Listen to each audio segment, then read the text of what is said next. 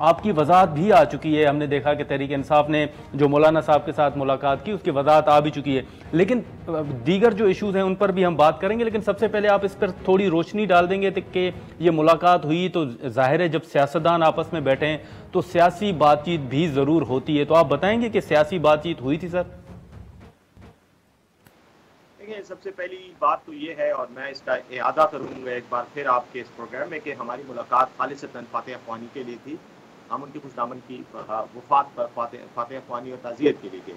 उसके बाद वहाँ बैठे तो यकीनन मुल्क की सियासी सूरत हाल पर बात हुई, और ज़्यादातर जो फोकस था वो खैबर पख्तूनख्वा के बेसिकली मामलात पे था, क्योंकि मौलाना साहब का भी जो दिलचस्पी का एक महवर है वो खैबर पख्तूनख्वा ही है, क्योंकि उनके एक दो शायद जो रहनुमा बैठे हुए थे उनका ताल्लुक भी वहीं से था, और वहाँ से इलेक्शन भी वो लड़ते रहे। तो उस तनाज़ुर में खैबर पख्तूनख्वा और ख़ास तौर पर ये जो अफ़गान महाजरीन और गैर मुल्की या गैर कानूनी जो तारिकीन जो लोग हैं, इनको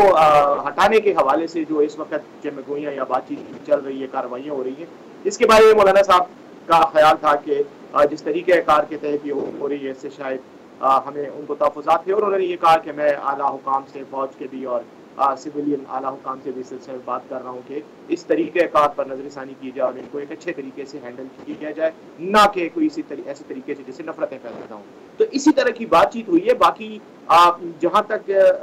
प्योर पॉलिटिकल डिस्कशन या डिबेट का ताल्लुक था, बिल्कुल नहीं हुई। उसकी वजह यह है कि हम खुद भी चूंकि फातिह अफ़ग़ानी के लिए गए थे, हमारी तरफ से तो ये बिल्कुल मुनासिब नहीं था कि हम सियासी मामलात पे बात करते, और फिर शायद तासुर भी यही मिलता कि ये सियासी मुलाकात है, तो वो हम चाहते भी नहीं थे, ऑप्टिक्स के लिए भी हम बेहतर नहीं था। तो इसलिए मैं फिर यही कहूंगा कि बुनियादी तौर पर फातिह अफ़ग़ानी थी, लेकिन